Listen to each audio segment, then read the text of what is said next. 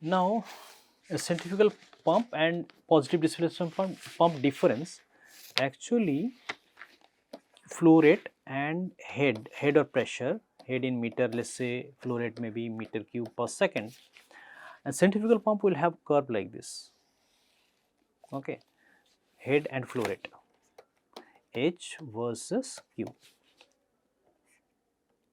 This is called a head curve, and another curve will be there like this, called efficiency curve. Another curve will be there called system curve. Okay, and efficiency curve, it will have one peak point we call best efficiency point, best NCY point. Okay, and certain zone you have to run your pump. Okay, this zone called operating zone. Okay, so you have one centrifugal pump. Already I have given you example. This centrifugal pump, it will have characteristic curve. Okay, this is called characteristic curves. Okay. All pump company will give you the curve. Okay, and I am showing only one or two lines, but pump company, when they will give the chart, actually they will give many lines. So we will discuss later that many lines. What is that? First, you understand that head and flow rate relationship, like if you are getting more flow rate, head will be lower. Okay, you see this curve. Okay, head curve you see, if you are getting more flow rate, head will be lower. And system curves means actually energy consumption.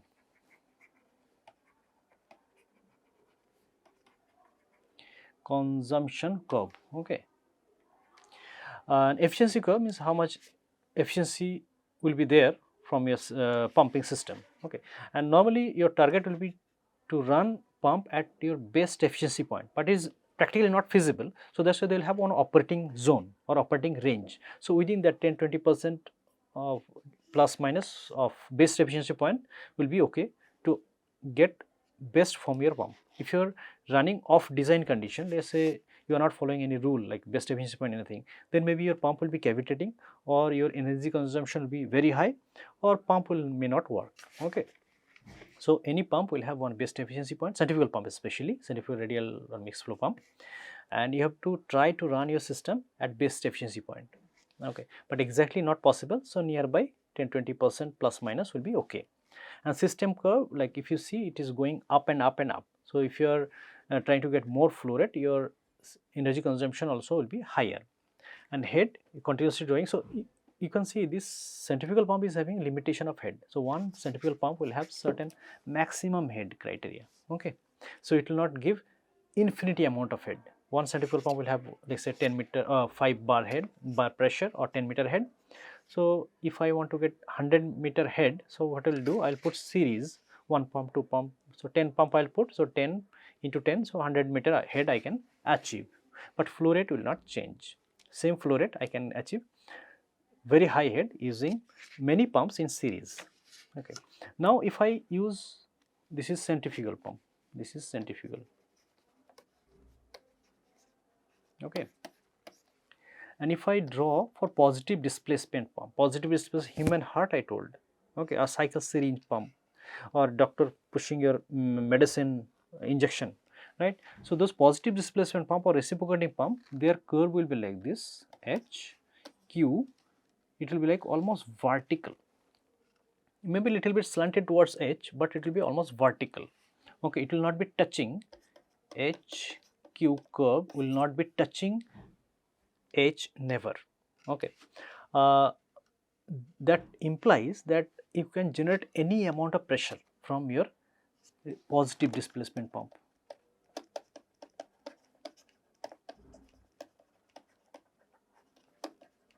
Okay, for a positive, if I have one reciprocating pump and I want to deliver any amount of pressure, I can develop in using one single pump. But if I have one centrifugal pump, I cannot do that because it is having maximum pressure limitation. You can see H is limited. Okay, I can put A, B. So point this curve AB is touching somewhere on H, A, B, C. At point C it is touching, you can see. But HQ curve for positive displacement, it is not touching H. That means I can get any amount of pressure, okay, and for same flow rate. So this is the difference. So positive displacement pump can develop any amount of pressure, but centrifugal pump, it is having limited pressure or head, okay. Now if I have let's say previously I told that I will have in my laboratory I have one VFD, variable frequency drive. Variable frequency drive, using that one I change speed of my pumping system. So in that case what happens, if I have QH VFD I am using, okay, so my HQ curve will be like this, okay, N2 N1 speed, pump speed N3, okay. So pump speed increasing, my curve also will be changing, okay, but there will be certain limitation also, but normally curve will be like this. Say I have centrifugal pump to run for 1500 company told, but I want to run this one 1000, I want to get lower head, lower flow rate. So using that characteristic curve, actually I can decide where to run the pump. My efficiency curve will also change, my system curve will also change, but the pump characteristic curve will tell where to run the pump, so that I will get optimal performance from the pump, okay. So if I use VFD, then I will have this type of curve. Now I told that characteristic curves are different. Now let's see how to draw the curve, how to understand the curve. Okay, from that experiment I'll explain. Okay, I have shown this picture before from a laboratory, and below one also I have shown the schematic diagram. Now initially assume that my all valves are open, so there is no restriction in the flow path. Okay, there is no restriction. You switch on the VFD, okay, pump will start running and fluid will be coming and it will go and it will be going back to my tank, okay. So that time there is no restriction, okay. So if I draw this HQ curve, what will happen? Initially there is no restriction, so my centrifugal pump will give higher flow rate, okay, and head or one pressure gauge is here, okay. Pressure gauge will be showing very low pressure, okay. So we are assuming almost zero pressure, okay, and flow rate will be very high. My flow meter here FM, and this is pressure gauge,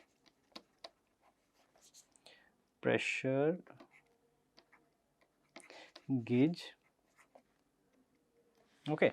So pressure gauge will be showing very low pressure, but flow rate will be very high. So I got 0.1, okay. Now I have one restriction here, flow control valve. Where is that? Okay, I should put flow control valve here, okay. Just wait.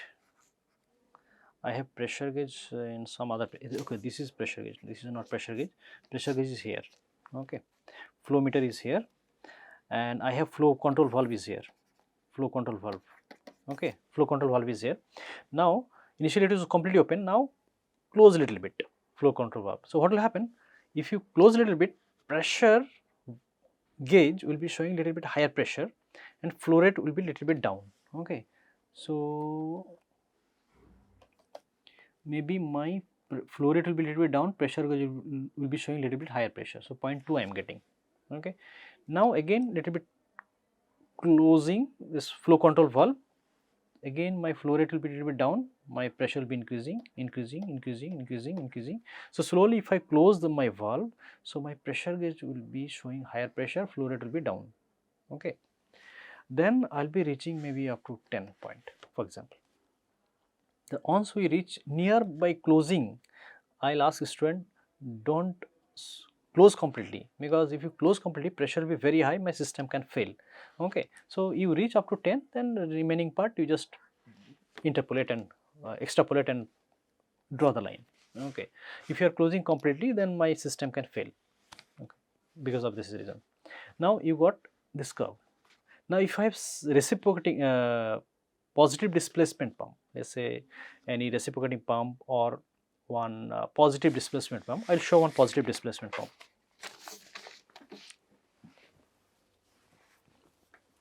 So this is actually single screw pump or positive displacement pump. Okay, so this is like this. This left hand side I have rotor. This will be rotating. One motor will be there. It will be continuously be rotating. Okay, it will be, and you can see this is stator. This is called stator. This is having one hole. Okay, it will go inside this one, and when it is rotating, actually fluid will be delivered. So this is called positive displacement pump. Called positive displacement pump. The pump type is called PCP or progressive cavity pump.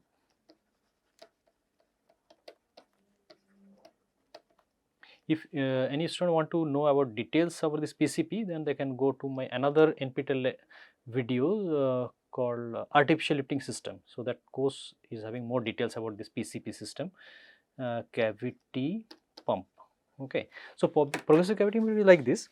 If you rotate it continuously, so smoothly, this is rotary pump, positive displacement, but rotary, not reciprocating. Okay, this is not reciprocating, this is rotary pump. Continuously rotate, so slowly it will be delivering fluid. Okay, so that fluid when it is delivering, and if I use same experimental setup instead of centrifugal pump, if I use this pump, okay, replace the centrifugal pump using and put this one, then how this curve will look like. So initially all the valves are open. Okay, now you got certain flow rate and your head is lower. Okay, now you close your flow control valve again. So in that case, what happens, if RPM is fixed, rotational speed is fixed, it will be delivering constant amount of fluid. Okay, pressure gauge will be showing higher pressure, but flow meter will be showing same flow rate.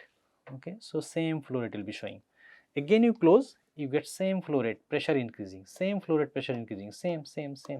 Okay, so continuously you get line and you get completely vertical line. Okay, this is the beauty of progressive cavity pump or any positive displacement pump. Positive displacement pump can deliver any amount of fluid. Even your heart is positive displacement pump. Is there any, if there is any blockage, you get palpitation or pain because heart is trying to deliver.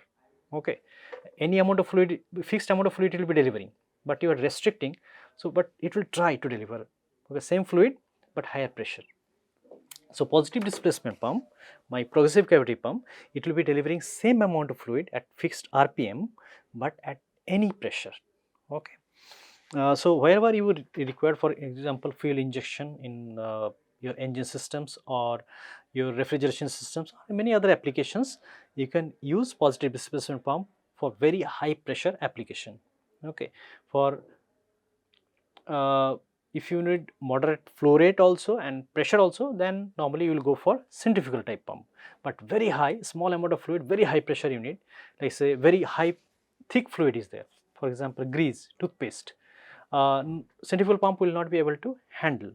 Okay, so centrifugal pump will be good for low viscosity fluid, but high viscosity fluid, toothpaste, grease, any food processing, processed food or anything, you want fixed amount of fluid you want to deliver. So positive displacement pump or rotary type of positive displacement pump is very good for that. Okay.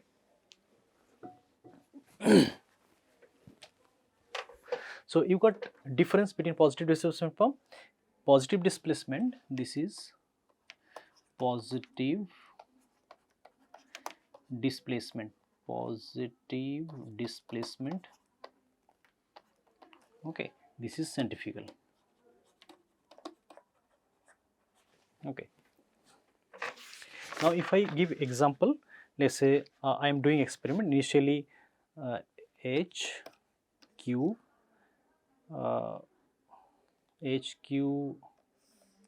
for centrifugal, HQ for PCP, whatever my experimental system is there. Okay, so centrifugal pump, if I say initially all valves are open, so initially head may be 0, flow rate may be 4, then you close the valve, head can be 2 maybe, it will be 3 maybe, 2.5, 2, 3, 1. Okay. So, in that way you can draw the curve like this. Okay, the curve will be like this. But if I go for positive displacement type, then head 0 maybe, flow rate 1, head 2, flow rate maybe 1, 3, 4, 5, 1, 1, 1. So, flow rate will not change. Okay. So, flow rate will be completely vertical. So, in exam I can give you data and I can ask you identify your pump. Okay. So, in that case actually you can see the flow rate and head relationship, or you can draw a curve little bit roughly and you can guess it will be centrifugal pump or it will be a positive displacement type pump.